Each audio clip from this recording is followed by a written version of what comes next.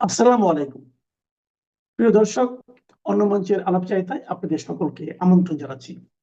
নমস্কার, আমি তরুণ ঘোষ। দেখলেন হুমকিটা, আমাদের স্বরাষ্ট্রমন্ত্রী অমিত শাহের হুমকিটা দিয়েই প্রথম শুরু করলাম। যে অনেকে লিখছেন না, আমরা কিছুই জানতে পারছি না, এমন জিনিস হয়নি কখনো, এগুলো আপনি কি করে বলছেন? অনেকেই অনেক প্রশ্ন করছেন।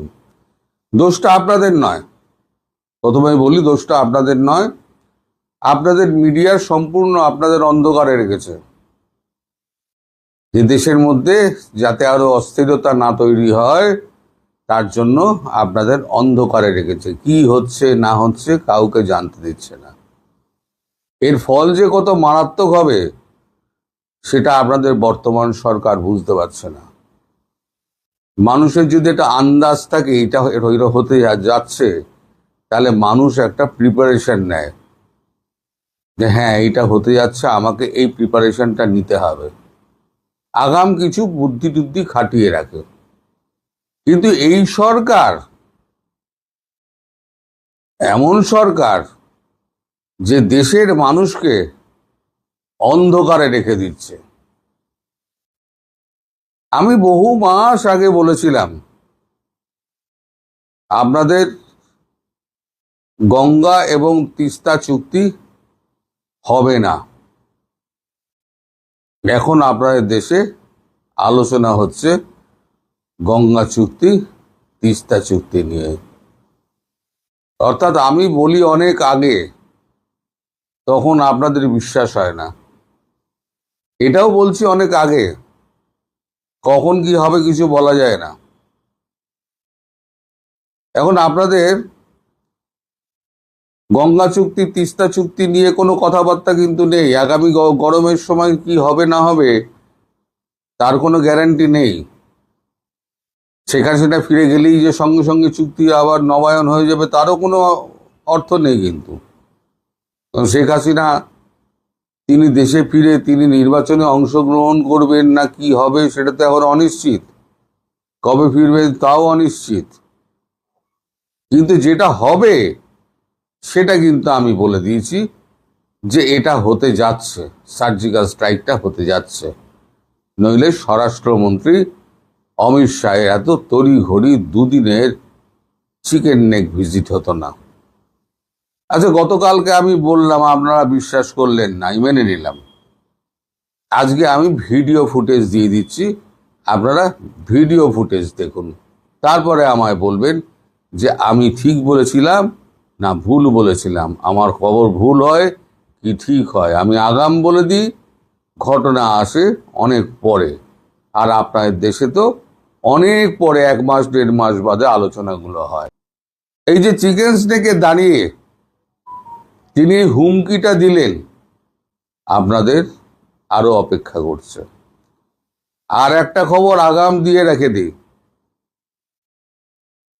এই যে ঝপ করে চালু হলো না আপনার ট্যুরিস্ট ভিসা, ট্রিটমেন্ট ভিসা, এটা খুব শিগগিরই বন্ধ হতে যাচ্ছে। কাল থেকে শুরু হবে আমাদের বাদল অধিবেশন, মানে আমাদের পার্লামেন্টের বাদল অধিবেশন। এই বাদল অধিবেশনে একটি বিল তো আসতেই চলেছে, সেটা হচ্ছে ইউনিফর্ম সিভিল কোড, শর্টে যাকে বলা হয় ইউসিসি। একই দেশ একই আইন, এক দেশে দুই আইন চলতে পারে না। তার সঙ্গে যে প্রস্তাবটি বিরোধী দল সরকারের কাছে তুলছে সেটা হচ্ছে বাংলাদেশের সঙ্গে সমস্ত কূটনৈতিক সম্পর্ক ছিন্ন করার, পাকিস্তানের মতো। আমরা ব্যবসা করব না, আমরা সম্পর্কও রাখবো না। একটা শত্রু দেশের সঙ্গে যেরকম ব্যবহার করা হয় আমরা সেরকম ব্যবহার করব। আমাদের বর্ডারটা সুরক্ষিত রাখার জন্য যা যা দরকার আমরা পাকিস্তানের মতো করে রেখে দেব। এই বিল যদি পাস হয় তাহলে আপনারা স্ট্র্যাটেজিক্যালি বাংলাদেশ কতটা গুরুত্বপূর্ণ বাদ দিন, পাকিস্তান কিন্তু আপনাদের থেকেও অনেক স্ট্র্যাটেজিক্যালি অনেক বেশি এগিয়ে। কারণ পাকিস্তানের ওখান থেকে আপনার ইউরোপ, বালুচিস্তান, আফগানিস্তান, ইরান হয়ে, তুর্কি হয়ে ইউরোপ চলে যাওয়া যায়।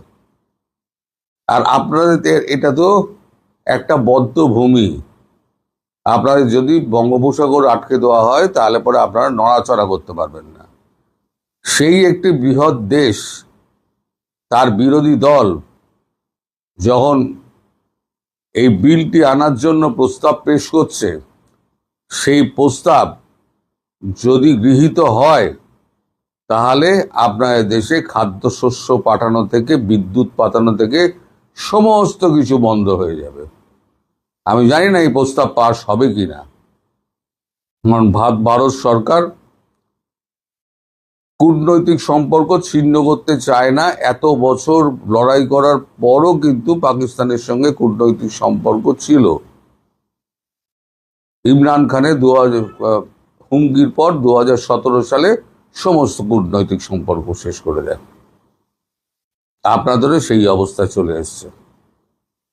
আর একটা কথা আমি বহুদিন আগে বলেছিলাম যে তারেক রহমানকে ভারত আর ডাকবে না।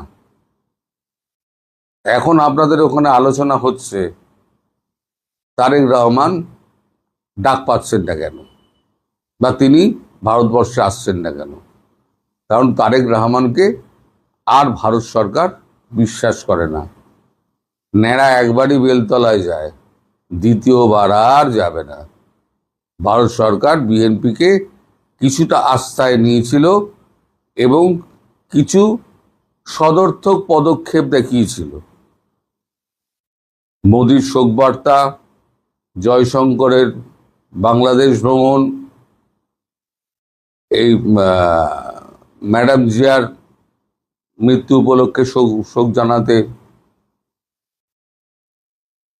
তা আমরা কিন্তু রাষ্ট্রদূতকে পাঠাইনি, আমরা কিন্তু আমাদের ভারতবর্ষের শীর্ষস্থানীয় একজন মন্ত্রীকে পাঠিয়েছিলাম। পরিবর্তে আপনারা কি দিয়েছেন? ভারতবর্ষকে ধোঁকা দিয়েছেন। ধোঁকা কতদিন চলবে? কোথা থেকে খাবার আনবেন, কোথা থেকে বিদ্যুৎ আনবেন, কোথা থেকে তেল আনবেন, এবার আপনারা বুঝে নেবেন কত ধানে কত চাল। আমি চাই বিরোধী পক্ষের এই যে বিলটি আজ যেটা প্রস্তাব আকারে আসছে বাদল অধিবেশনে, আগামীকাল অধিবেশন শুরু হচ্ছে। কবে আসবে প্রস্তাবটা আমি বলতে পারবো না। বাদল অধিবেশনে 3 দিন তো শুধু অধিবেশনের বিভিন্ন দল তো বলবে, তারপর তো যার যার প্রস্তাবগুলো সমস্ত পেশ করা হবে। সেখানে বিরোধীদের প্রস্তাব, যখন কংগ্রেস এবং অন্যান্য দলগুলো যেগুলো আছে ইউডিএফ মিলিয়ে তারা যখন প্রস্তাব পেশ করবে, তখন তা নিয়ে প্রস্তাবের উপর আলোচনা হবে। আলোচনা হওয়ার পর ভোটাভুটি হবে, ভোটাভুটির পর সিদ্ধান্ত হবে, তারপর সেটা বিলে রূপান্তরিত হবে এবং ইমপ্লিমেন্ট হবে। হতে হতে এখনো 3-4 মাস এখনো সময় আছে। সেই 3-4 মাসের মধ্যে আমরা অনেক কিছু দেখতে পাবো। আপনারা শত্রুতা করে যান, আমরা দেখে যাই, সময় মতো ফল আপনারা ভোগ করবেন। সবাই ভালো থাকবেন, সুস্থ থাকবেন। আপনি যখন বারবার মিথ্যা কথা বলবেন তখন তো মানুষ সত্য কথাটা মানবে না। এদের দশা তাই হবে। আপনি 200 মারলেও অপরাধ, 20টা মারলেও অপরাধ, 2টা মারলেও অপরাধ, 1টা মারলেও অপরাধ, অপরাধী। এটা জননেত্রী শেখ হাসিনা বলেছেন, 17 বছরে আমরা শাসন করেছি, ভুল ত্রুটি থাকতে পারে, সেটার ভার জনগণের উপর ছেড়ে দেব। তিনি শেষে পরিষ্কার করে দিয়েছেন, বলে দিয়েছেন। কিন্তু এই যে বাটপারি, চিফ প্রসিকিউটর বলে 20,000, বিএনপির নেতা বলে, এক নেতা বলে 5,000 শহীদ, আরেক নেতা বলে 2,000, আবার জামাতের নেতা বলে জুলাই স্মৃতি আমরা জান দেব, জুলাই দেব না। তো জুলাইয়ের নামের যে ফাত্রামি, এগুলো মানুষের কাছে ধরা পড়েছে। এবং প্রকৃত পক্ষেই যারা 2-4 জন মারা গেছে, বা 10 জন মরুক, 20 জন মরুক, 200 মরুক, মৃত্যু তো মৃত্যুই, সেগুলোরও কোনো দায় আপনি কারো উপর আর চাপিয়ে দিতে পারবেন না। আর অদ্ভুত ব্যাপার, যেখানে 200-র মতো মামলার যে বাদী দেখা গেছে ভুয়া, তাদের খুঁজে পাওয়া যায় না। এমনকি চলচ্চিত্র নির্মাণ করা হয়েছে, এদের উপরে আরো টাকা নেওয়া হয়েছে। কবে চলচ্চিত্র হলো, আর সেই চলচ্চিত্র যারা পরিচালনা করে তাদের অফিসও সব ভুয়া। এগুলো টিভির চ্যানেলে নিউজ আসছে। এটা আওয়ামী লীগের আমল আসে নাই, এই বিএনপির সরকারের আমলে এই নিউজগুলো চলে এসেছে। এটা একটা মানে অদ্ভুত ব্যাপার। এদের নিয়ে হাজার হাজার শত হাজার কোটি টাকার জাদুঘর বানাইলো। তাদের সেই আবু সাইদের জুলাই শহীদ আজম, বড় শহীদ তো সেই শিবিরের সেই আত্মঘাতী ক্যাডার। তার ওইখানে নাকি আলোচনায় নাকি যে আরেক আজম খান আছে বিএনপির নেতা, নাকি কি মন্ত্রী, সে বলছে যে তার চেয়ারই নাকি অর্ধেক খালি হয় নাই, বরং আমি আশ্চর্য হয়ে গেছি অর্ধেক চেয়ার কিভাবে ভরলো তার এই আলোচনা। এটাই আমি অবাক হয়ে আছি। জি প্লিজ। জি, এতে আমরা বুঝলাম যে যারা আসলে ছাত্রদের নেতৃত্বে এই বাংলাদেশে অনেক কিছু ঘটেছে। আমি যদি 52-এর ভাষা আন্দোলনের কথা বলি, আমি এবং 1971-এর কথা বলি, হ্যাঁ, এবং অদূর ভবিষ্যতেও ঘটবে, ঘটতেই এবং থাকবে। স্বৈরাচার সেই এরশাদ বিরোধী আন্দোলন থেকে শুরু করে বাংলাদেশের আসলে পট পরিবর্তনের ক্ষেত্রে ছাত্র আন্দোলন মুখ্য ভূমিকা পালন করেছে। কিন্তু এখন কি ছাত্ররা ডাকলে কেউ মাঠে নামবে? আগামী 10 বছর কি ছাত্রদেরকে কেউ বিশ্বাস করবে? যেভাবে জুলাইরা পেট ফুলেছে, কারোর কেউ হাঁসের মাংস খেতে ওয়েস্টিনে যায়, কেউ মানে জমিদারের নাতি হয়, কেউ বিয়ে করে বউ লুকায়, কেউ কারো বাপে হাতিয়ার বিয়ে দ্বীপ করে। থেকে এসে বলে যে জুলাই কি বলি, জেনজিরা 72-এর সংবিধান চায় না, আবার সে ফেরি আটকায়া মানে মাঝপথ থেকে ফেরি নিয়ে আসে। মানে এই যে দম্ভ এবং তাদের পাচারকৃত টাকার যে তারা যে টাকা পাচার করেছে সেটা তো প্রমাণিত। আওয়ামী লীগ ক্ষমতাচ্যুত হওয়ার পরে 48% টাকা বেড়েছে বাংলাদেশিদের কোথায়? সুইস ব্যাংকে। টাকাগুলো কারা নিয়ে গেল? 146% বেড়েছে। 146? হ্যাঁ, 146? 146%। সুইস ব্যাংকে Wow! বাংলাদেশের অ্যাকাউন্ট 146% বেড়েছে। আচ্ছা, 146 কিনা আমি একটু দেখছি। তো এটা আসলে তো খুব বিতর্কিত বিষয়। আসলেই ছাত্রদের নেতৃত্বে আর কেউ মাঠে নামবে কিনা এটা নিয়ে যদি আপনি বলতেন, আমি একটু সুইস ব্যাংকের ইয়েটা দেখি। যে ওটা একটু খোঁজেন, সর্বশেষ সম্ভবত সেখানে 146 গুণ বেড়েছে বলে রিপোর্ট এসেছে, আমি পড়েছিলাম। যাই হোক, আপনাকে বলি, আপনি ঠিকই বলেছেন যে আগামীতে ছাত্রদের আন্দোলনে ডাক দিলে, মানে ভুইভোর ছাত্র সংগঠন যদি ডাক দেয়, সে আন্দোলনে কোনো মানুষ যুক্ত হবে না 10 বছর না। ছাত্রদের এখন বিশ্বাস করবে না। জুলাই আন্দোলন ছাত্রদের আন্দোলনকে কলঙ্কিত করেছে। কারণ ছাত্র আন্দোলনের, বাংলাদেশের ছাত্র আন্দোলন ছিল সবচেয়ে ঐতিহাসিক। 1948 শুরু থেকে শুরু করে 1952, 71, 69, সব জায়গাতেই তাদের 90 দেখবেন সব জায়গায় ছাত্র আন্দোলন। এই ছাত্র আন্দোলনের যে ঐতিহাসিক গুরুত্ব, সেটা এই তথাকথিত জুলাই সন্ত্রাস আন্দোলন তা কমিয়ে দিয়েছে, বিশেষ করে মিথ্যা বেসাতি সাজানোর জন্য। যেমন 90-এর যারা আন্দোলন করেছে তারা কি ভাতা পাচ্ছে? এখন যারা জুলাই সন্ত্রাসী আন্দোলন করেছে তারা ভাতা দিচ্ছে। হাস্যকর ব্যাপার। এরাই বলেছিল যে মুক্তিযুদ্ধের ভাতা দেওয়া এটা ঠিক না। তাদের মধ্যে কেউ বলেছিল যারা নিজেদের দেশের জন্য জীবন দিতে গেল বিদেশি শক্তির বিরুদ্ধে এবং দেশীয় তাদের তাবেদারের বিরুদ্ধে, তাদের মুক্তিযুদ্ধের ভাতা নিয়ে এরা কত ট্রল করলো। কিন্তু এরা এখন এই জুলাই যোদ্ধা নাম দিয়ে তথাকথিত, তারা এখন এই মুহূর্তে তারা ভাতা নিচ্ছে। মানে তারা মানে জাতের মাথা, আমার ভাবির পোলারা জাতের মিল। এখানে হয়তো 1 বছরে, এটা কি সর্বশেষ নিউজ? এটা কি সর্বশেষ কত তারিখ দেখেন তো একটা? এই মাসে এসে, মানে এই মাস বলতে আজ কয় এটা তারিখ? হ্যাঁ, এটা এটা 18 জুন। জুলাইতে কি এসেছে আমি পাই নাই, বাট আমি চেষ্টা করছি যে হ্যাঁ 41% প্রথম আলো এবং বিবিসি বলছে। তো আমি আরো চেষ্টা করছি রিসেন্ট কোনো কিছু পাওয়া যায় কিনা। রিসেন্ট দেখেন, আপনি পান কিনা ওইখানে দেখবেন। তবে এটা বিস্ময়কর ব্যাপার যে আমাদের দেশের এই আন্দোলন ছাত্রদের কলঙ্কিত করেছে। ঠিক আছে, আমি মনে করি কলঙ্কিত করেছে। যে কোনো সময়ের চাইতে এই বাংলাদেশের ছাত্র আন্দোলন সবসময় বীর হিসেবে তাদের ঘোষণা করেছে, কোনো বিতর্ক নেই। আপনি 90 সাল পর্যন্ত কোনো ছাত্র আন্দোলন নিয়ে কারো বিতর্ক নেই, আপনি দেখবেন। কিন্তু এই 2024-এর 5ই আগস্ট আন্দোলন নিয়ে বিতর্ক হয়েছে। কেন হয়েছে? কারণ তারা আসলেই প্রতারণা করেছে এবং এখনো প্রতারণা করে চলছে। ঠিক আছে, করে চলছে। এবং অদ্ভুত জি, ব্যাপার যে এদের আপনি এই কথাটা যখন বলবেন তখন আপনাকে বলবে আপনি আওয়ামী লীগের দোষর। কিন্তু বাস্তবতা হচ্ছে, আজকে আমি অবাক হয়ে গেলাম, একজন মেয়ে আমাকে বলেছে, তরুণী, সে বলেছে তার খালা, তার আপন খালা এই পাটোয়ারির পক্ষে ইলেকশন করেছে। এই যে পাটোয়ারি, নাসিরুদ্দিন পাটোয়ারি, এবং তাদের প্রতি তার খালার সাথে তার দ্বিমত ছিল। মানে তার খালা তাদের পক্ষে, বাগ্নি বিপক্ষে। আজকেই কথা হয়েছে আমার সাথে। সে বললো যে আঙ্কেল, আপনি ভাবতেই পারবেন না যে আমার খালা এখন বলতেছে, মানে যারা জুলাই সন্ত্রাসী আন্দোলনে সম্পৃক্ত ছিল, পাটোয়ারির ইলেকশন করেছে, তার খালা বলছে যে শেখ হাসিনার আসলেই বাংলাদেশে আসা উচিত, শেখ হাসিনা ছাড়া বিকল্প নাই। কেন এটা বলেছে? সে এতদিনে আওয়ামী লীগ কি ভালো কাজটা করেছে তার নাম নিল। আসলে ভালো কাজ যত না করেছে, এরা এত বেশি খারাপ কাজ করেছে যে জনগণ এখন শেখ হাসিনাকে চাচ্ছে। এবং যেটা আমি বারবার বলি, এর আগেও বলেছি যে আওয়ামী লীগ এই জন্য ফিরবে, যে তারা খুব ভালো কাজ করেছে এই 2 বছরে, তা না। বরং এই 2 বছরে এনজিওগ্রাম সরকার, আমার ভাবির পোলারা এবং বর্তমান বিএনপির সরকার এবং জামাত, এটা তো জামাত বিএনপি সরকারি, তারা এত কিছু খারাপ কাজ করেছে যে মানুষ শেখ হাসিনার নাম নিতে বাধ্য। এটা আজকের ঘটনা, মাত্র 5 ঘন্টা, মানে আজকে বাংলাদেশ সময় তখন বিকেল 6টা বাজে বা 5:30 বাজে। এই সময় একজন তরুণীও না, সে সবে, বয়সও তার খুব বেশি না, সে আমাকে এই কথা বললো, আঙ্কেল বিশ্বাস করবেন না যে এখন তার সেই খালা বলতেছে কেন শেখ হাসিনা আরো আগে আসতেছে না, ডিসেম্বরে কোন আসবে, দেশ তো শেষ।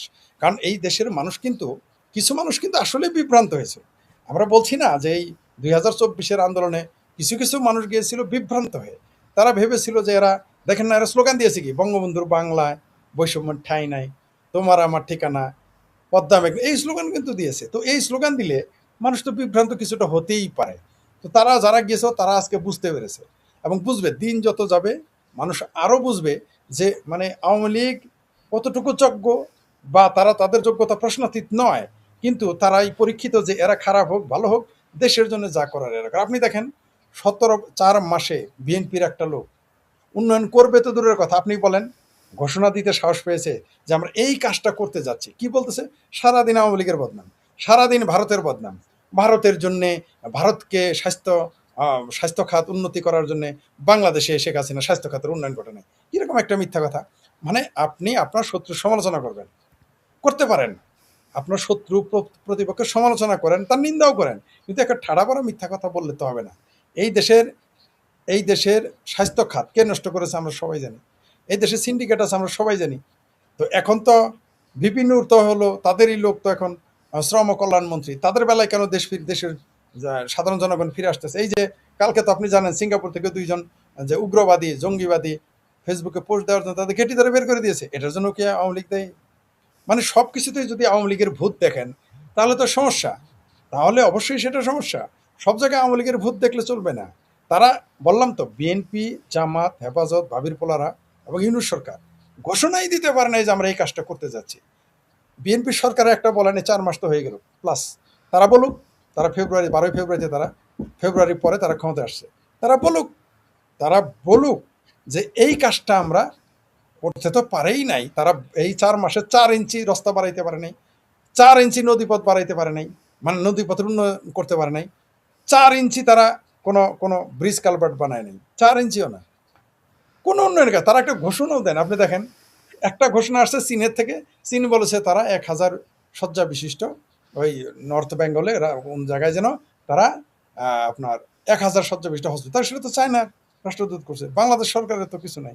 তারা ঘোষণা দেখ যে তারা বলেছে তারা বৃক্ষরোপণ করবে, একটা ঘোষণা দিয়ে, ওই ঘোষণা তো আমিও দিয়ে রেখেছি যে আমিও তো 1 কোটি নিমের গাছ গাড়বো। ওই ঘোষণা দিলেই তো আর হবে না, রিয়েলিটি তো আলাদা। একটা রাষ্ট্র আপনি দেখেন যে প্রতিদিন প্রতি মুহূর্তে তারা এমন মন্দ কাজগুলো করে চলছে। আজকে তো আপনি শুনেছেন যে যাতে বিএনপি এমপি ইলেকশন তো তাদের করতে দেয়নি, নিষিদ্ধ করে রেখেছে। আওয়ামী লীগ সমর্থিত নেতারা, কর্মীরা যাতে স্থানীয় নির্বাচন, মানে কত ভয় তাদের। একই সাথে বলতেছে বাংলাদেশে আওয়ামী লীগ আর 50 বছরে দাঁড়াইতে পারবে না, একই সাথে বলতেছে বাংলাদেশে আওয়ামী লীগের কোনো গ্রহণযোগ্যতা নেই। আবার তারা আজকে দেখলাম নিউজে যে তারা জামাত নাকি কোন হাইকোর্টে যাচ্ছে, নাকি কোর্টে যাচ্ছে, না সংসদে যাচ্ছে, যে যাতে বিএনপি লোক উপজেলা চেয়ারম্যান, ইউনিয়ন চেয়ারম্যান, এমনকি মেয়র ইলেকশন না করতে পারে। কত ভয় তাদের, এটা আইন করে নিষিদ্ধ করতে চাচ্ছে। অথচ আওয়ামী লীগের কিন্তু এখানে গলতি ছিল, তারা কিন্তু সাহস পায় নাই বলতে যে জামাতকে ইলেকশন করতে দিব না। এত গণতান্ত্রিক কিন্তু আওয়ামী লীগ হয়নি যেটা বিএনপি জামাত হয়ে গেছে। আপনি দেখেন বিএনপি জামাতকে নিষিদ্ধ করে কিন্তু আওয়ামী লীগ নির্বাচন করে নাই, কোনো সন্দেহ নাই তাদের 2024-এর নির্বাচন বিতর্কিত, এই ব্যাপারে আমরা দ্বিমত করছি না। কিন্তু তারা কি বিএনপিকে নিষিদ্ধ করে ইলেকশন করেছিল? তারা কি জামাতকে নিষিদ্ধ করে ইলেকশন করেছিল?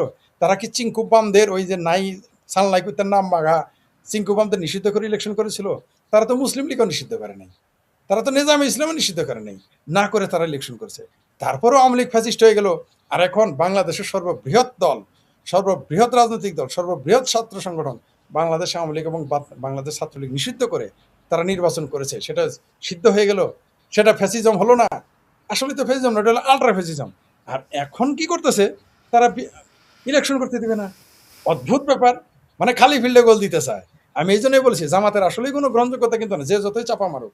জামাত জানে যে তারা যতক্ষণ আওয়ামী লীগ মাঠে থাকবে তাদের তো খাওয়া নাই, তাদের তো গ্রহণযোগ্যতা থাকবেই না, বিএনপিরও গ্রহণযোগ্যতা থাকবে না। তার জন্য তারা এখন ইউনিয়নের চেয়ারম্যান ইলেকশন, মেয়র ইলেকশন, উপজেলা চেয়ারম্যান ইলেকশন, মানে স্থানীয় সকল নির্বাচনে আওয়ামী লীগ এবং আওয়ামী লীগ সমর্থকদের নিষিদ্ধ করতেছে। মানে কিরকম প্রতারণা, এদের প্রতারণার একটা সীমা থাকা উচিত।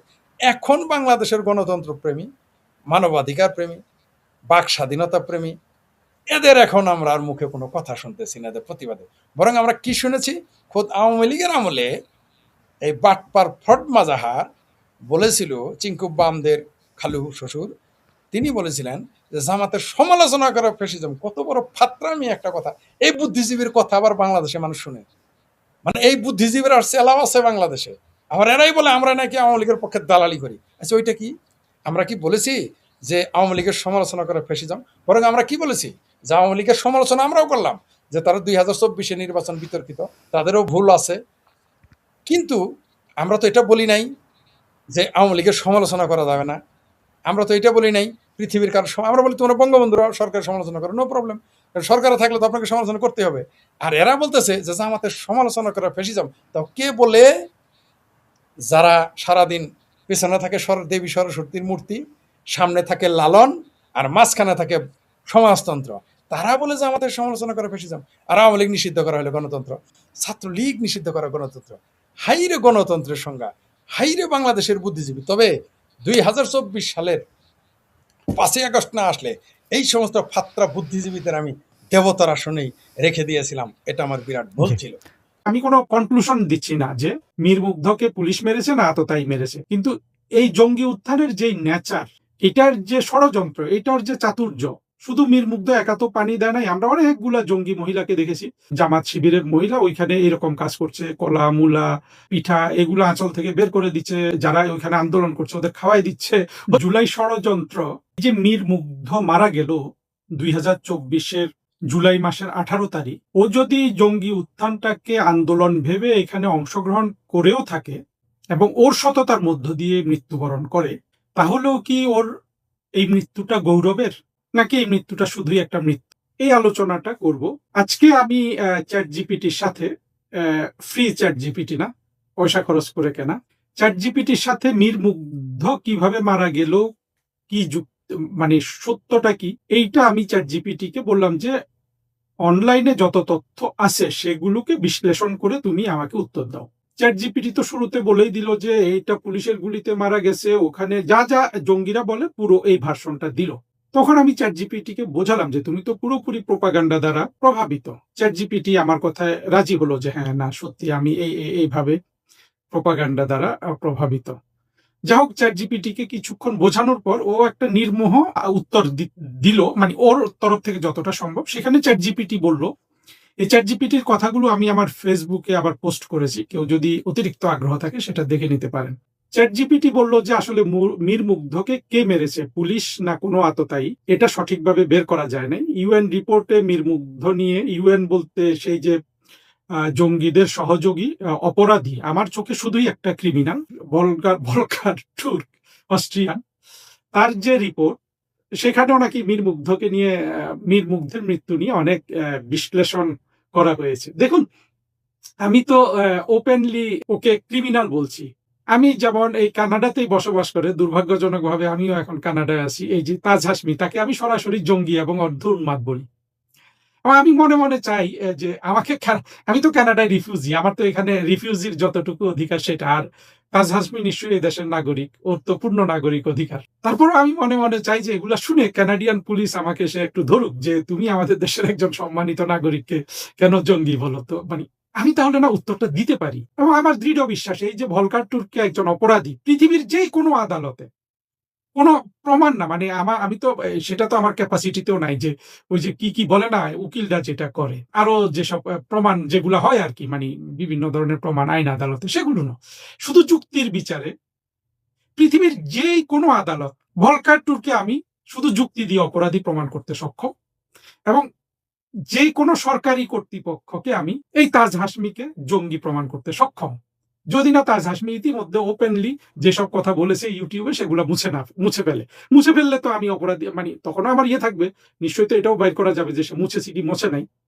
যদি সে 2024 জঙ্গি উত্থানকালে যা যা করেছে বা পিনাকি ইলিয়াস এরা প্রতিনিয়ত যা করে যায়, অন্তত ওদের ৩টা-৪টা এই ভিডিও বক্তব্যের মধ্যে একটাকে ধরে পৃথিবীর যেই কোনো কর্তৃপক্ষের কাছে, যদি সে নিজেই জঙ্গি না হয়, এবং আমি আশা করি যে এই পশ্চিমের দেশগুলোতে সেরকম জঙ্গি নাই, ভলকার ট্যুরকে অপরাধী প্রমাণিত করা শুধু যুক্তি দিয়ে, যা কিছু ঘটে গেছে, যা কিছু পাবলিক ডোমেইনে আছে এদের কর্মকাণ্ডের, কিংবা পিনাকি ইলিয়াস এই লোকগুলাকে জঙ্গি, এবং তাজ হাসমি এই লোকগুলোকে পরিপূর্ণভাবে জঙ্গি আর ভলকার ট্যুরকে একজন অপরাধী হিসাবে যুক্তির বিচারে দাঁড় করাতে পৃথিবীর কোনো আদালত বলুন, বিবেক বলুন, সরকার বলুন, সরকারি বেসরকারি কর্তৃপক্ষ বলুন, আমার পক্ষে সম্ভব, এইটাই আমি দৃঢ়ভাবে বিশ্বাস করি। অন্তত তারা যা যা করেছে, ভলকার ট্যুর যেটা করেছে বাংলাদেশের সাথে, এইটা কোনোভাবে ইউএন এর চাকরির সাথে যায় না। এটা পরিপূর্ণ একটা অপরাধ ছিল।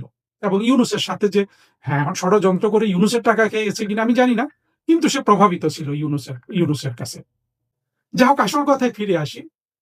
মীর মুগ্ধকে আমরা দেখেছি যে সে পানি দিচ্ছে, পানি লাগবে বলে সে করছে, এটার একটা ভিডিও হলো, তারপর সে মারা গেল বলা হচ্ছে পুলিশের গুলিতে। কিন্তু মীর মুগ্ধ যে এই যে পানি দিচ্ছিল, সেখানে এত মানুষ, ওরে ৩-৪-১০ বোতল বা ৭ বোতল পানি খেয়ে কয়জনের পিপাসা মিটবে? আচ্ছা ঠিক আছে, দিল, এটা সে ভালো মনেই দিল। কিন্তু এই ভিডিওটা কে করলো, যেটাকে খুব একটা মানবিক ছেলে হিসাবে তাকে দেখালো, তারপর তার মৃত্যু হলো, আর কপালে গুলি লেগেছে, এটা মনে হয় সঠিক কারণ এটা, কিন্তু আবার বলা হচ্ছে পুলিশ গুলি করেছে। আর আমি আরো কয়েকটা ভিডিও দেখলাম, মীর মুগ্ধর দুই ভাই ওখানে ভিডিও দেখাচ্ছে যে এখানে স্পষ্ট দেখা যাচ্ছে পুলিশ গুলি করেছে, কিন্তু আমি দেখলাম না যে পুলিশ গুলি করেছে।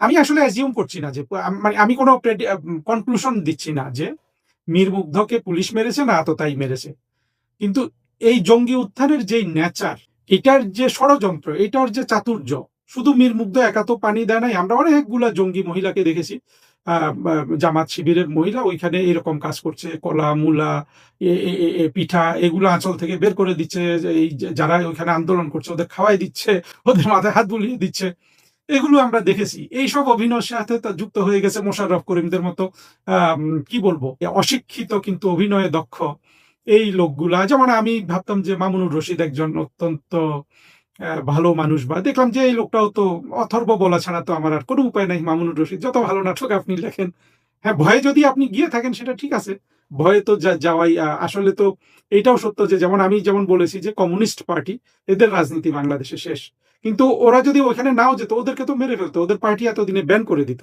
সেগুলো বলেন। কিন্তু এই যে লোকগুলো আবার গিয়ে ওইখানে অভিনয় যুক্ত হলো, এটা তো সারা বাংলাদেশকে প্রভাবিত করেছে। এই যে মীর মুগ্ধ ছেলেটা, আমি মোটা দাগে মনে করি যে যারাই এই আন্দোলনে গেছে হয় বেকুব, অশিক্ষিত, অথবা জঙ্গি। তো মীর মুগ্ধকে আমি জঙ্গি বলছি না, কারণ আমার কিছু বন্ধু বান্ধব যাদের সাথে আমার মোটা দাগে রাজনৈতিক মতামত মিলে, তারা বলছে যে না, আবু সাইদ জঙ্গি। আবু সাইদ যে জঙ্গি ছিল এটা অবশ্য পিনাকি বলে দিয়েছে, মীর মুগ্ধ জঙ্গি ছিল না। প্রমাণ কি? মীর মুগ্ধ না, হ্যাঁ ওই পোস্টটাও আমি দেখেছি আজকে রিসার্চ করতে গিয়ে। মীর মুগ্ধ একটা পোস্ট করেছিল ফেসবুকে যে বিএনপি জামাত, হুবহু বলতে পারবো না, এই আন্দোলনে ঢুকে গেছে, অর্থাৎ আন্দোলনটা হাইজ্যাক হয়ে যাচ্ছে। কিন্তু যেটা মীর মুগ্ধ সম্পর্কে আমরা দেখছি যে মীর মুগ্ধ, আবু সাইদ যারাই মারা গেছে, এদের ফ্যামিলিগুলো কিন্তু প্রচুর বাণিজ্য করছে এই মৃত্যুগুলাকে কেন্দ্র করে। এটাও কিন্তু একটা নিষ্ঠুর কাজ। যাও, এখন তো সুযোগ পেলে বাণিজ্য করবে মৃত্যু নিয়ে, এটা খুব একটা নিষ্ঠুর কাজ হলো, অস্বাভাবিক কাজ না। মীর মুগ্ধ ওই সময়ে যেটা দেখলাম যে সে সোশ্যাল মিডিয়াতে 5 স্টার কন্টেন্ট ক্রিয়েটর, ফেসবুকে বা ইয়েতে, ধারণা করি ওর সে যেই টাকা রোজগার করতো ওই সময়, সে তার পড়াশোনা ইত্যাদি খুলনা ইউনিভার্সিটিতে পড়েছে, ওগুলা সবাই জানে। 1 লক্ষ টাকার কম হবে বলে মনে হয় নাই আমি যতটুকু দেখলাম। 1 লক্ষ টাকা যে ছেলেটা রোজগার করে, সে কেন বিসিএস এর চাকরির আন্দোলনে সেখানে জড়ো হবে? বিসিএস এর আসল সরকারি চাকরি তো মূলত তো বিসিএস লোকটাই মূলত, যদিও সব চাকরিরই এই কোটা প্রথা সংক্রান্ত কথাবার্তা, সে মানে সিস্টেম এটার সাথে সবার স্বার্থ জড়িত। 1 লক্ষ টাকা যেই ছেলে ইতিমধ্যে রোজগার করতে পারে, সে যদি বিসিএস পরীক্ষা দিয়ে পুলিশ সার্ভিস, ট্যাক্স, কাস্টমস এগুলোতে ঢুকে, বুঝতে হবে যে ওর চূড়ান্ত মানে লক্ষ্যটাই হলো যে চুরি করে বড় লোক হওয়া, যে 100 কোটি টাকা 1000 কোটির প্রতি হয়ে যায় ওইটা করা। কারণ 1 লক্ষ টাকা তো বিসিএস এ আসে না দিলে যে চাকরি পাবে। আর একটা যদি ফরেন সার্ভিসে জয়েন করে, তখন এটা যৌক্তিক, কারণ ফরেন সার্ভিসে এর আগেও আমরা দেখেছি অনেক ছেলে মেয়ে অনেক বড় বেতনের চাকরি রেখে জয়েন করে, কারণ ফরেন সার্ভিসটা একটা সম্পূর্ণ ডিফারেন্ট, কি বলবো, যে একটা ডিফারেন্ট ল্যান্ডস্কেপ একটা ছেলে বা মেয়েকে নিয়ে আসে, এবং তার সামনে একটা বড় আশাবাদ তৈরি হয় যে সে ভবিষ্যতে জ্ঞানী গুণী কিছু একটা হবে। যদিও প্র্যাকটিক্যালি আমরা দেখি যে বাংলাদেশ ফরেন সার্ভিসে সবাই কিন্তু, অন্তত আমি দেখেছি যে 98% কেউ জামাত হয়ে বের হয় রিটায়ারমেন্টের পরে, আর কেউ হেফাজত। এর বাইরে দুই একটা বের হয়, যেমন আমাদের অ্যাম্বাসেডর হুমায়ুন কবির, সে তো পুরোপুরি জাসদ, মানে হলো যে মানে যুক্তিটাকে ইচ্ছে করে সরিয়ে দিয়ে স্বার্থের পেছনে ঘুরলো এবং তার জীবনের এই কুলকুল দুকুলি বৃথা। হেফাজত জামাত হলে তো তাদের হয়তো বিশ্বাস আছে যে একটা একটা দিক পরিপূর্ণ। তো এইরকম আপনারা দেখবেন যে বাংলাদেশ ফরেন সার্ভিস, এমনকি আপনি যদি পাকিস্তানেও যান, পাকিস্তান ফরেন সার্ভিসের রিটায়ার্ড অফিসারদের আপনারা দেখবেন যে ওরা কিন্তু অন্তত যুক্তি দিয়ে দুই চারটা কথা সামাজিক মাধ্যমে বলুক কোথাও বলতে পারে। বাংলাদেশে আমরা দেখলাম যে এরা কেউই পারে না। এর কারণ হলো ওই যে পাকিস্তানে যে আমি বলি আমার বক্তব্যগুলো যদি আপনারা খেয়াল করেন, ওই যে 20% জমিদার শ্রেণী আছে, ওই জমিদার শ্রেণী যেটা পশ্চিমী শিক্ষিত, যেটা জঙ্গিবাদ মুক্ত, যেটা আবার বাংলাদেশ সোসাইটিতে নেই। ফলে বাংলাদেশে আপনি ফরেন সার্ভিস থেকে আসুন, বুয়েট থেকে আসুন, যেখান থেকে মানে চারুকলা থেকে আসুন, ওই যে সামান্তা নামে একটা মেয়ে, এ নাকি চারুকলা, মানে হোয়াট এভার, আপনি যেখান থেকেই আসুন আপনার চূড়ান্ত ভাগ্য কিন্তু একজন জঙ্গি হওয়া। মানে জঙ্গি বলতে জামাতের জঙ্গি হতে হবে এমন না, মানে যুক্তিহীন কুযুক্তি সম্পন্ন মানুষ হয়ে নিজেকে নিজে ধোঁকা দিয়ে জীবন যাপন করা, এটাই কিন্তু আপনার সফট জঙ্গি বলতে পারে। আমরা তো দেখি না, আপনারা দেখেন কিনা আমাদের ফরেন সার্ভিস অন্তত 100 রিটায়ার্ড অ্যাম্বাসেডর আছে। একটা মানুষ যুক্তি দিয়ে সত্যিকারের মানে দেখলে মনে হয় যে এই লোকটা সত্যিকারের মানুষ হিসাবে ইমার্জ করেছে। এই যে কয়দিন আগে আমরা দেখলাম যে আহমেদ তারেক করিম, সে কি করলো, মাহমুদুর রহমান, যে মাহমুদুর রহমান 2012-13 সালে আহমেদ তারেক করিমকে নাঙ্গা করে দিয়েছে, সেই মাহমুদুর রহমান কাশ্মীর নিয়ে একটা বিতর্কিত ম্যাপ বাইর করছিল।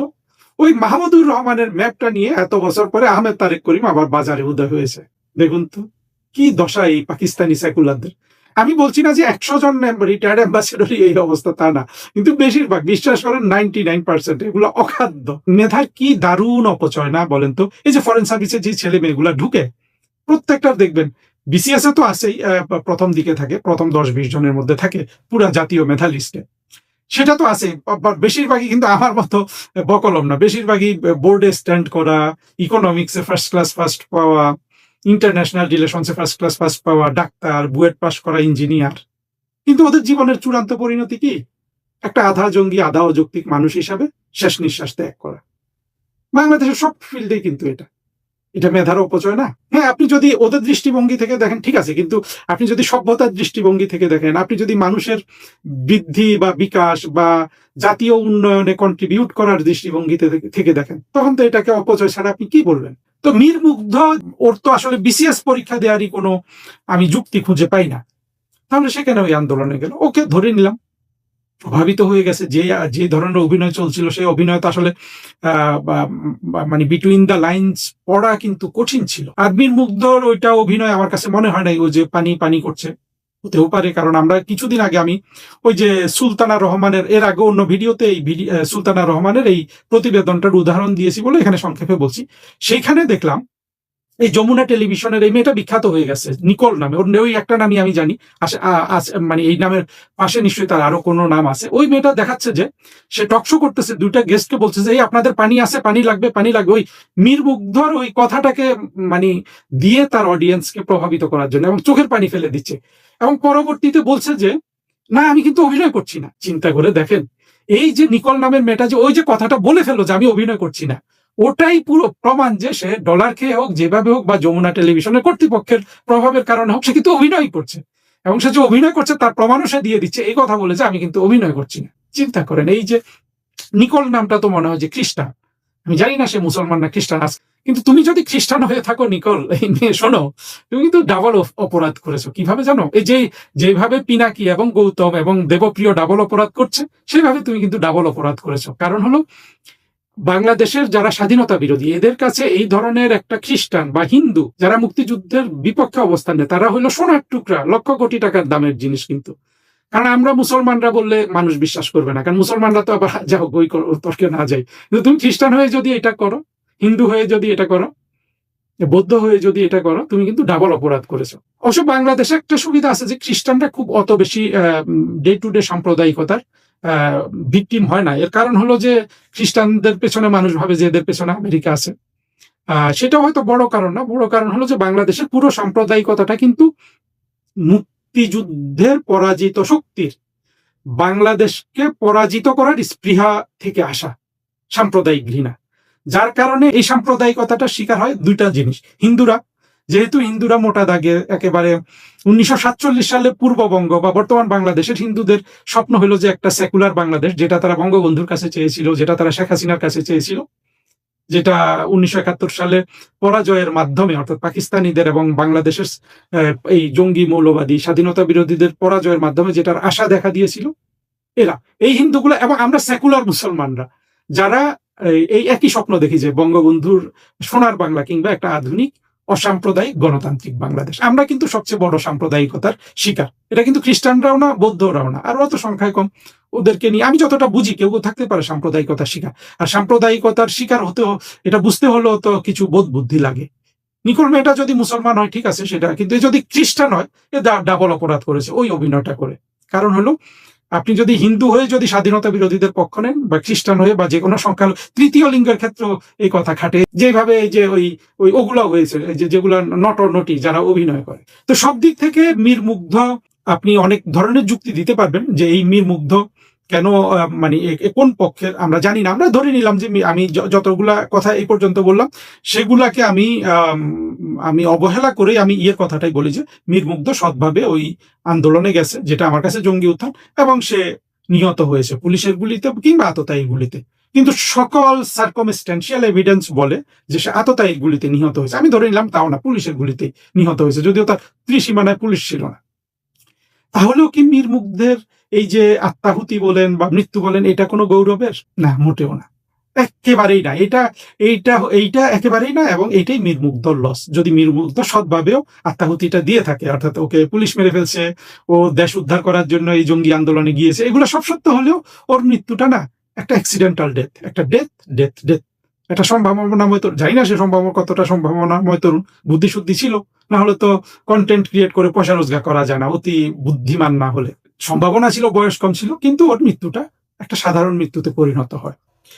এখন এই মৃত্যুটা কিভাবে মহিমান্বিত হতে পারত? প্রথম কথা হলো যে মীর মুগ্ধ যাদের সাথে গেছে ওরা সভ্যতা বিরোধী, এরা ইতিহাস বিরোধী। আপনি এই দুটোর, এই সভ্যতা এবং ইতিহাস বিরোধী কোনো কিছুর সাথে জড়িত হলেই আপনার সেখান থেকে যদি আপনার মৃত্যু আসে সেটার কোনো চূড়ান্ত গ্লোরিফিকেশন নাই, চূড়ান্ত নাই, কিন্তু সাময়িক গ্লোরিফিকেশনের সুযোগ ছিল মীর মুগ্ধর। তাহলে কি করতে হইতো? তাহলে এই যে হাসনাত, যে জঙ্গিগুলা বেঁচে গেছে, হাসনাত, সার্জিস, ওরা যদি যেই কথাগুলো জাতিকে দিয়েছিল যে আমরা, ওখানে তো চাতুর্য করেছে। প্রথমে হলো যে সরকারি চাকরিতে কোটার বিলুপ্ত চাই, কোটা আসলে তখন ছিলই না। ছাত্রলীগের সভাপতি একটা বক্তৃতা এটা তখনই বলেছিল, কেউ কিন্তু আপনারা খেয়াল করেননি। সভাপতি সাদ্দাম হোসেন, তখন কোটা ছিল না, এমন একটা সময় ওরা কোটা বিরোধী আন্দোলন করে কেন এই হাইকোর্ট সুপ্রিম কোর্টে এই কোটা তুললো। এর সাথে জেনারেল ওয়াকারের ক্ষমতা গ্রহণ, অর্থাৎ ক্ষমতা গ্রহণ হতে সেনাবাহিনী প্রধান হওয়া, এগুলো খুব কাকতালীয়। আমি জানি না, অনেক ব্যাখ্যা দিয়েছেন। আমি তো আপনাদের সাথে প্রতিজ্ঞা করেছি যে কোনো মিথ্যা কথা ব্যাখ্যা যেটা আমি জানি না সেগুলা নিয়ে আমি কথা বলবো না, কিন্তু প্রশ্নগুলা কিন্তু চলে আসে।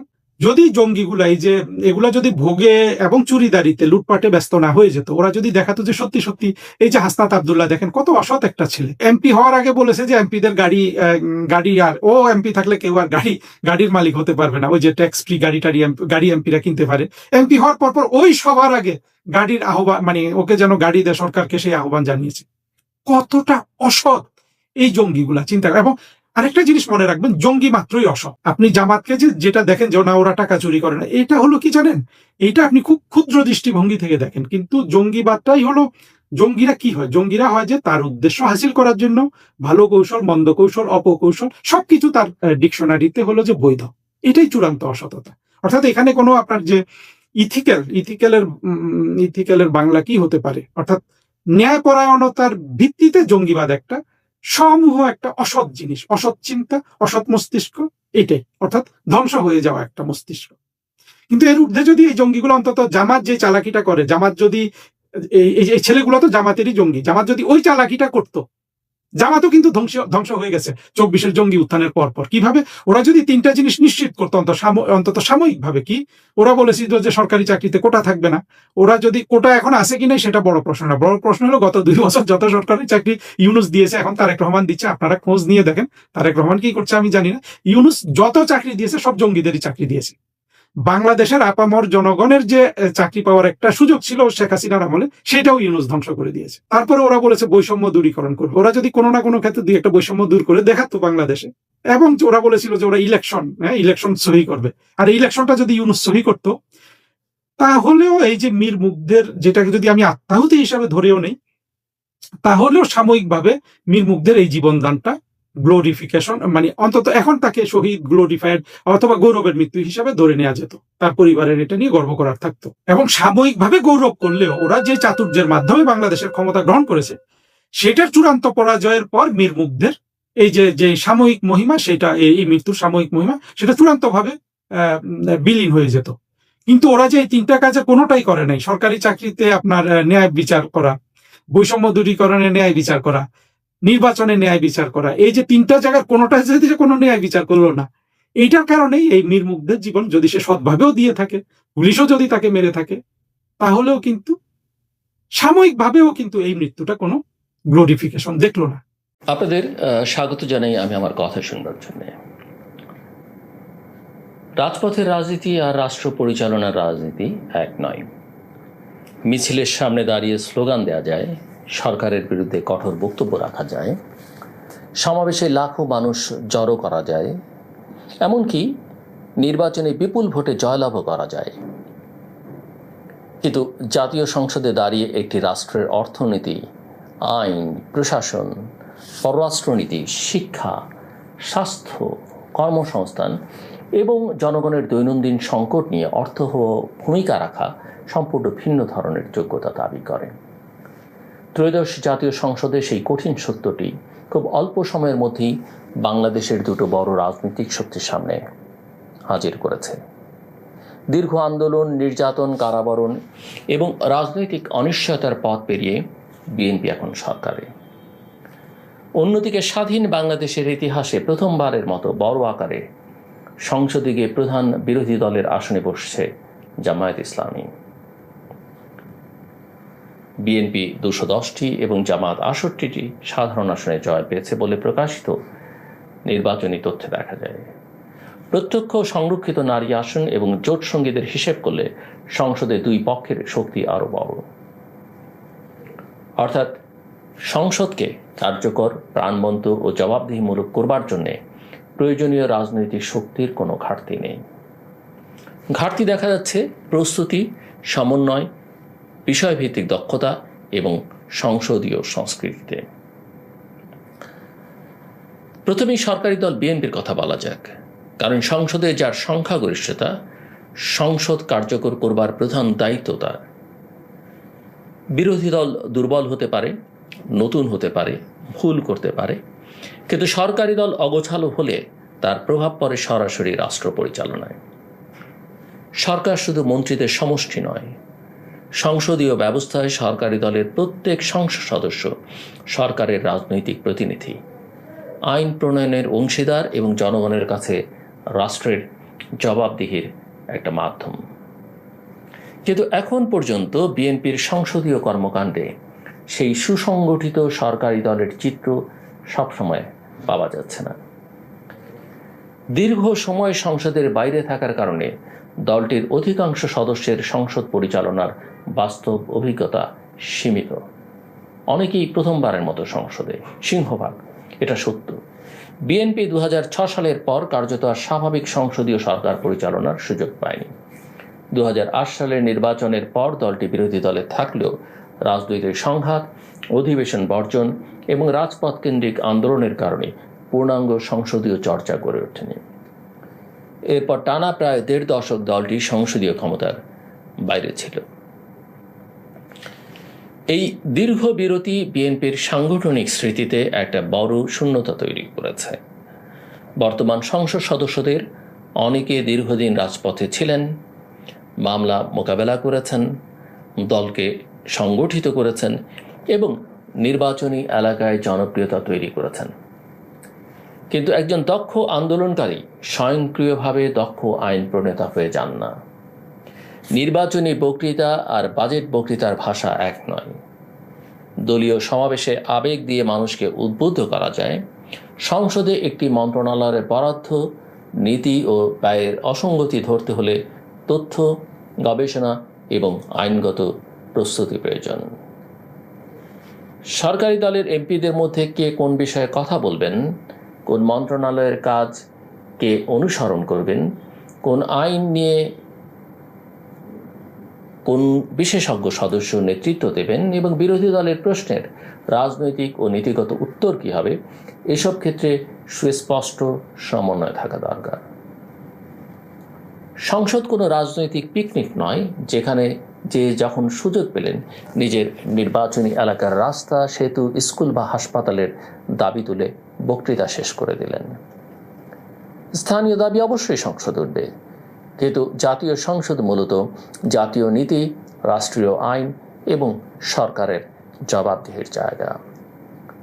সরকারি দলের জন্য সবচেয়ে বড় ঝুঁকি হলো সংখ্যাগরিষ্ঠতার আত্মতুষ্টি। যখন একটি দলের হাতে 2/3 কাছাকাছি বা 2/3 বেশি শক্তি থাকে, তখন সংসদে বিল পাশ করাতে বিরোধী দলের সম্মতির প্রয়োজন হয় না। কণ্ঠভোটে সরকার প্রায় সব সিদ্ধান্তই অনুমোদন করিয়ে নিতে পারে। এখানেই গণতান্ত্রিক দায়িত্ববোধের পরীক্ষা। সংখ্যার শক্তি দিয়ে আইন পাশ করা সহজ, ভালো আইন তৈরি করা কঠিন। বিরোধী দলের সমালোচনাকে অপ্রয়োজনীয় বাধা মনে করা সহজ, সেই সমালোচনার মধ্য থেকে নীতিগত দুর্বলতা খুঁজে বের করা কঠিন। 2026-27 অর্থ বছরের 9,38,000 কোটি টাকার বাজেট সংসদে পাশ হয়েছে। বাজেটে প্রবৃদ্ধি 6.5% এবং মূল্যস্ফীতি 7.5% নামিয়ে আনার লক্ষ্য নির্ধারণ করা হয়েছে। রাজস্ব আদায়ের লক্ষ্য প্রায় 6,95,000 কোটি টাকা এবং বাজেট ঘাটতি 2,43,000 কোটি টাকা। এগুলো শুধু কাগজের সংখ্যা নয়, প্রতিটি সংখ্যার সঙ্গে মানুষের জীবন, বাজার দর, চাকরি, ব্যাংক ঋণ, বিনিয়োগ, সামাজিক নিরাপত্তা এবং ভবিষ্যৎ ঋণের বোঝা জড়িত। অথচ এত বড় বাজেট নিয়ে সরকারি দলের কতজন এমপি নিজেদের নির্বাচনী এলাকার বাইরে গিয়ে সামগ্রিক অর্থনীতির কাঠামো, রাজস্ব বাস্তবতা, ব্যাংক খাত, মূল্যস্ফীতি এবং কর্মসংস্থান নিয়ে গভীর আলোচনা করেছেন? এই প্রশ্ন করা অযৌক্তিক নয়। সরকারি দলের এমপির দায়িত্ব কেবল অর্থমন্ত্রীর বাজেটের প্রশংসা করা নয়, সরকারের ভালো উদ্যোগকে সমর্থন করার পাশাপাশি দুর্বলতা চিহ্নিত করাও তাদের দায়িত্ব। মন্ত্রী ও আমলাদের প্রতিটি সিদ্ধান্তকে সঠিক ধরে নেওয়া সংসদীয় গণতন্ত্র নয়, বরং একই দলের সংসদ সদস্যরাই অনেক ক্ষেত্রে সরকারের সবচেয়ে কার্যকর অভ্যন্তরীণ নজরদার হতে পারেন। কারণ তারা মাঠের বাস্তবতা জানেন, মানুষের অসন্তোষ শোনেন এবং প্রশাসনিক ব্যর্থতার ফল সরাসরি অনুভব করেন। বাংলাদেশ জাতীয়তাবাদী দল বিএনপি দীর্ঘদিন ধরে রাষ্ট্র সংস্কার, গণতন্ত্র পুনরুদ্ধার, প্রতিষ্ঠান শক্তিশালী করা এবং জবাবদিহিমূলক সরকার প্রতিষ্ঠার কথা বলেছে। এখন সেই প্রতিশ্রুতিগুলোকে সংসদীয় আচরণে রূপ দেওয়ার সময়। সংসদ যদি আবার শুধু সরকারি সিদ্ধান্ত অনুমোদনের প্রতিষ্ঠানে পরিণত হয়, তাহলে ক্ষমতার পালাবদল হবে, কিন্তু রাজনৈতিক সংস্কৃতির পরিবর্তন হবে না। বাংলাদেশের মানুষ শুধু নতুন সরকার চায়নি, তারা রাষ্ট্র পরিচালনার নতুন ধরনও প্রত্যাশা করেছে। বিএনপির আরও একটি সমস্যা, যেটা আমার কাছে মনে হয়, সমস্যাটা হলো মন্ত্রী, জ্যেষ্ঠ নেতা এবং সাধারণ সংসদ সদস্যদের মধ্যে দৃশ্যমান রাজনৈতিক ব্যবধান। সরকার পরিচালনার কেন্দ্র যদি কেবল মন্ত্রিসভা ও কয়েকজন শীর্ষ নেতার মধ্যে সীমাবদ্ধ হয়ে পড়ে, তাহলে বিপুল সংখ্যক সরকারি দলের এমপি ধীরে ধীরে নিজ নিজ এলাকার উন্নয়ন বরাদ্দ, সুপারিশ, বদলি, নিয়োগ এবং প্রশাসনিক প্রভাব বিস্তারের মধ্যেই নিজেদের ভূমিকা খুঁজতে শুরু করবেন। অতীতে প্রতিটি সরকারের সময় এই প্রবণতা দেখা গেছে। দলীয় এমপি যদি আইন প্রণেতার বদলে স্থানীয় প্রশাসনের অনানুষ্ঠানিক নিয়ন্ত্রণ হয়ে ওঠেন, তবে দুর্নীতি, পক্ষপাত এবং ক্ষমতার অপব্যবহারের পুরনো চক্র আবার ফিরে আসবে। তাই বিএনপির সামনে সবচেয়ে বড় দায়িত্ব হচ্ছে সংসদ সদস্যদের রাজনৈতিকভাবে কাজে লাগানো, বিষয়ভিত্তিক সংসদীয় টিম তৈরি করা, প্রতিটি মন্ত্রণালয় পর্যবেক্ষণের দায়িত্ব দেয়া, গবেষণা সহায়তা নিশ্চিত করা এবং নিয়মিত সংসদীয় প্রশিক্ষণ চালু করা দরকার। শুধু হুইপের নির্দেশে উপস্থিত হওয়া বা ভোট দেয়া একজন এমপির পূর্ণ দায়িত্ব হতে পারে না। এবার আসা যাক জামায়াত ইসলামী প্রসঙ্গে।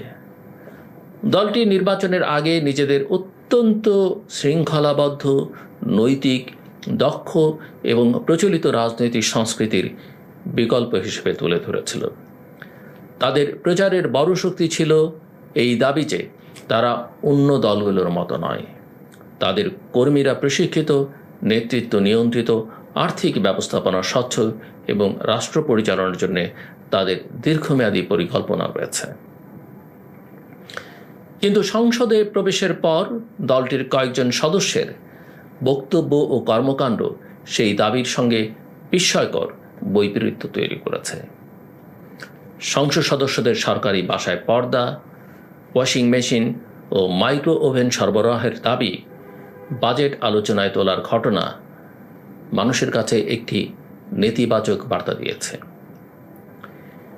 বিষয়টি আইনগতভাবে অপরাধ না হলেও রাজনৈতিকভাবে তা ছিল অত্যন্ত অদূরদর্শী।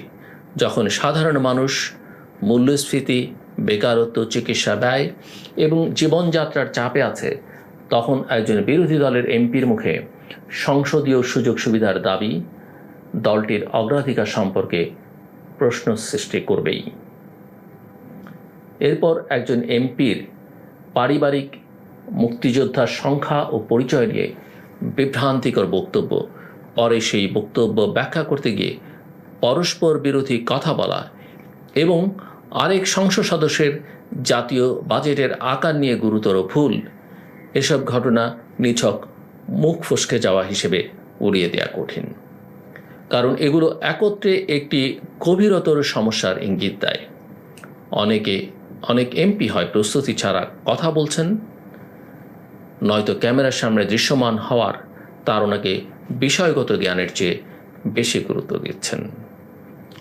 সংসদে একজন সদস্যের প্রতিটি শব্দ রাষ্ট্রীয় নথির অংশ হয়ে যায়। মাঠের সবাই ভুল বক্তব্য পরে সংশোধন করা যায়। সামাজিক মাধ্যমে পোস্ট মুছে ফেলা যায়। কিন্তু সংসদীয় বক্তব্যের রাজনৈতিক প্রভাব দীর্ঘস্থায়ী হয়।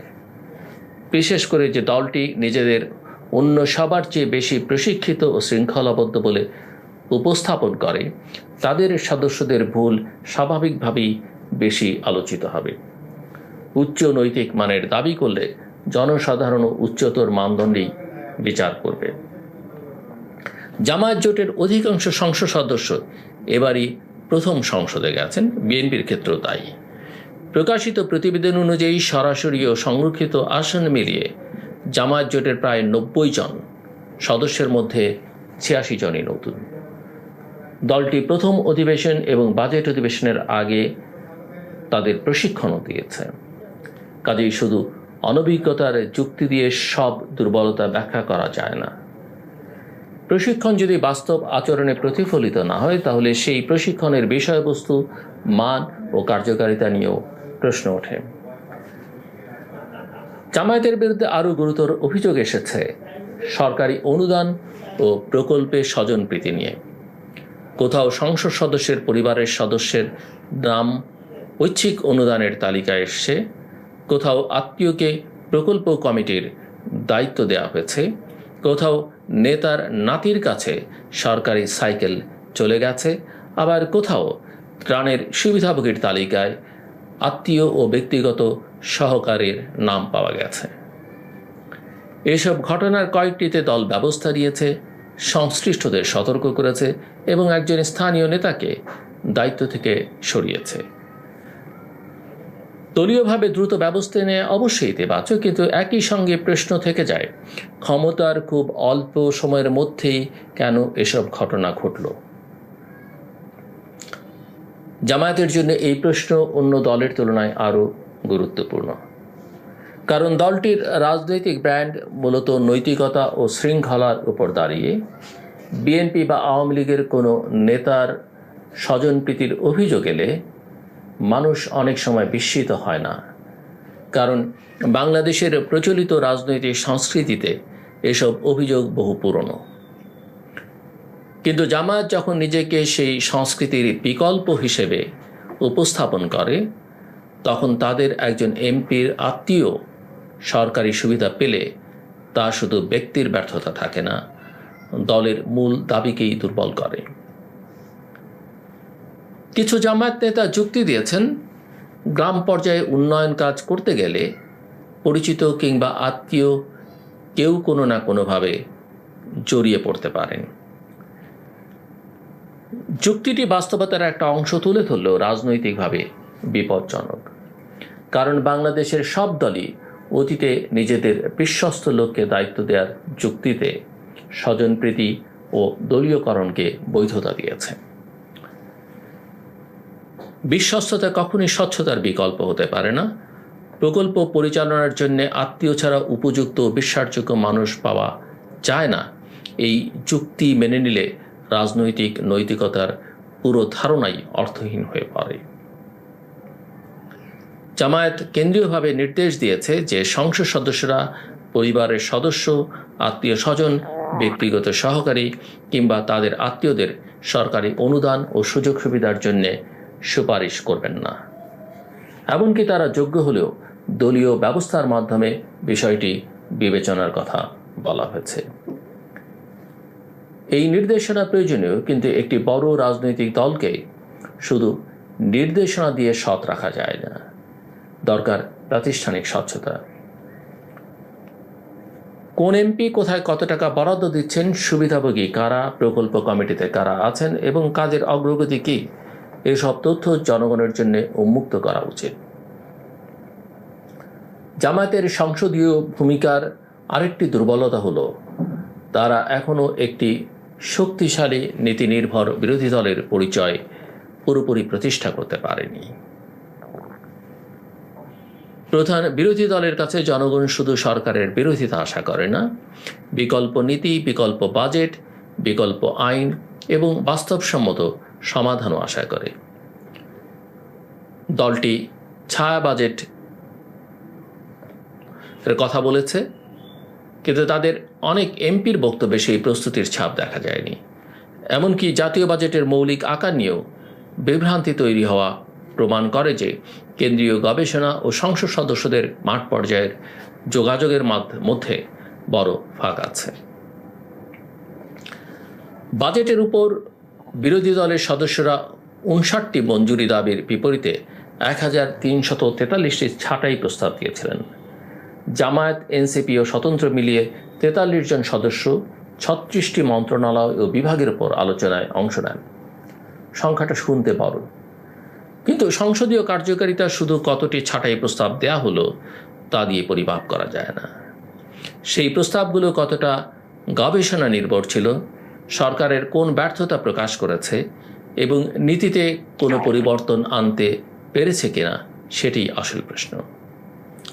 শেষ পর্যন্ত প্রস্তাবগুলো কণ্ঠভোটে নাকচ হয়েছে এবং বিরোধী দলীয় নেতার অনুরোধে অবশিষ্ট দাবিগুলো বিস্তারিত আলোচনা ছাড়াই গিলোটিন পদ্ধতিতে অনুমোদিত হয়েছে।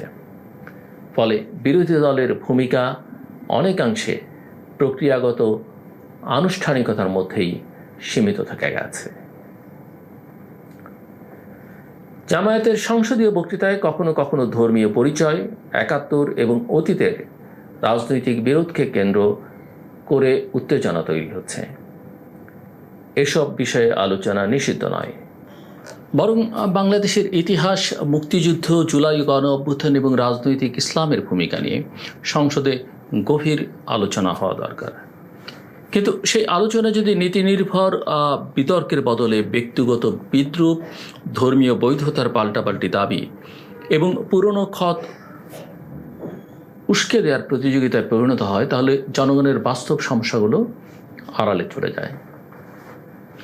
জুন মাসের বাজেট আলোচনায় সরকারি দল ও জামায়াতের সদস্যদের মধ্যে ধর্মীয় পরিচয় এবং 71-এর ভূমিকা নিয়ে যে পাল্টাপাল্টি বক্তব্য হয়েছে তা সংসদকে উত্তপ্ত করলেও অর্থনীতি কিংবা প্রশাসনের কোনো সমস্যার সমাধান দেয়নি। তবে এখানে একটা ভারসাম্যপূর্ণ কথা বলা প্রয়োজন। নতুন সংসদে ভুল হবে, অনভিজ্ঞতা থাকবে, বক্তৃতায় দুর্বলতা দেখা যাবে, এটা অস্বাভাবিক নয়।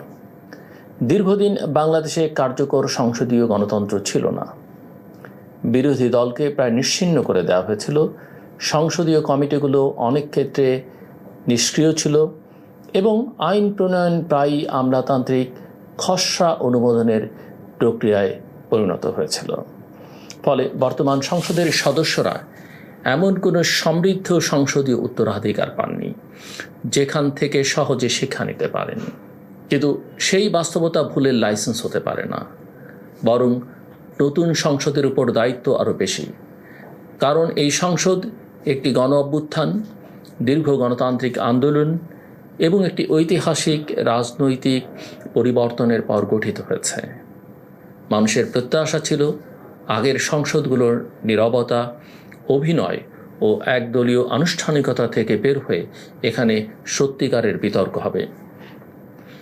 সরকারকে প্রশ্ন করা হবে, বিরোধী দল বিকল্প দেবে, সংসদীয় কমিটিতে মন্ত্রীদের জবাবদিহি করতে হবে।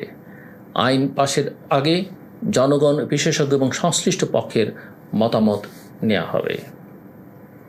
এখন পর্যন্ত সেই সম্ভাবনার কিছু আভাস আছে, কিন্তু দৃঢ় ভিত্তি তৈরি হয়নি। বিএনপি সংখ্যাগরিষ্ঠতার কারণে স্বস্তিতে আছে, জামায়াত বিরোধী দলের মর্যাদা পাওয়ার উত্তেজনা ও চাপ দুইয়ের মধ্যে আছে।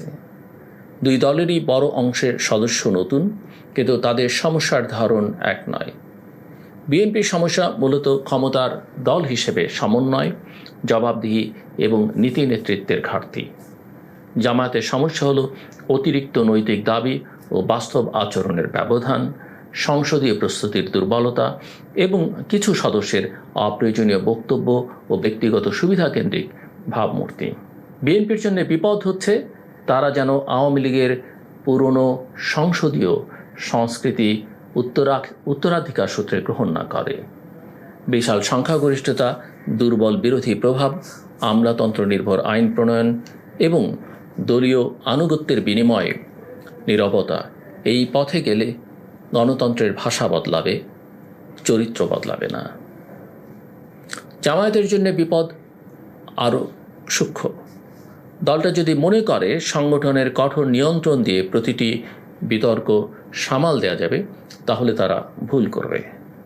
আধুনিক গণতান্ত্রিক রাজনীতিতে শৃঙ্খলা প্রয়োজন, কিন্তু স্বাধীন চিন্তাও প্রয়োজন। মুখস্থ দলীয় অবস্থান দিয়ে দক্ষ সংসদ সদস্য তৈরি হয় না। একজন এমপিকে অর্থনীতি বুঝতে হবে, সংবিধান জানতে হবে, প্রশাসনিক কাঠামো বুঝতে হবে এবং নিজের দলের নীতির দুর্বলতা নিয়েও প্রশ্ন করার সাহস থাকতে হবে। দুই দলকেই বুঝতে হবে, সংসদ টেলিভিশনের টকশো নয়। এখানে শুধু প্রতিপক্ষকে হারিয়ে দিলেই জয় হয় না। একটি তথ্যভিত্তিক প্রশ্ন, একটি বাস্তবসম্মত সংশোধনী, একটি কার্যকর কমিটির তদন্ত কিংবা একটি দুর্নীতিপূর্ণ প্রকল্প বন্ধ করে দেওয়া, এসবই সংসদীয় সাফল্য। সামাজিক যোগাযোগ মাধ্যমে ভাইরাল হওয়া বক্তৃতা হয়তো একদিনের জনপ্রিয়তা এনে দেয়, কিন্তু একটি ভালো আইন প্রজন্মের জীবন বদলে দিতে পারে। বাংলাদেশের সংসদ সদস্যদের গবেষণা সহায়তা অত্যন্ত সীমিত। অধিকাংশ এমপির নিজস্ব দক্ষ গবেষক দল নেই। দলগুলোরও স্থায়ী সংসদীয় গবেষণা সেল কার্যকর নয়। ফলে বক্তৃতা অনেক সময় ব্যক্তিগত সহকারী, স্থানীয় নেতা অথবা ইন্টারনেট থেকে সংগৃহীত অসম্পূর্ণ তথ্যের উপর নির্ভর করে। এই কাঠামো না বদলালে শুধু সদস্যদের দোষ দিয়ে লাভ হবে না।